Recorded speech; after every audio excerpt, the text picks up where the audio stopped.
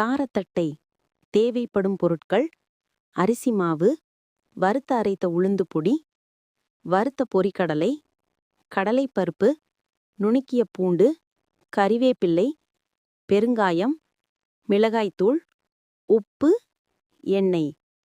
கடலைப்பருப்பை தண்ணீரில் ஊற வச்சிருங்க. அதே நேரத்தில் கடாயில் அரிசி மாவை நல்லா வறுத்து எடுத்துக்கோங்க. அதே கடாயில் உளுந்து பொடியை வறுத்து எடுத்துக்கோங்க.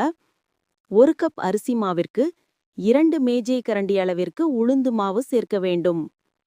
வறுத்த மாவுகளை ஒரு தனி பாத்திரத்தில் எடுத்து வச்சுக்கோங்க.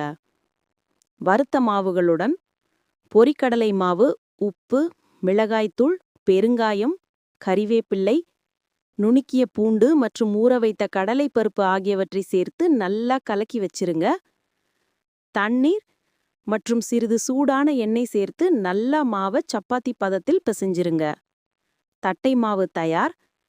இப்போது ரெடி பண்ணி வைத்துள்ள மாவை உருண்டை பிடித்து அதனை உள்ளங்கையில் வைத்து தட்டை போல் அழுத்திக்கோங்க.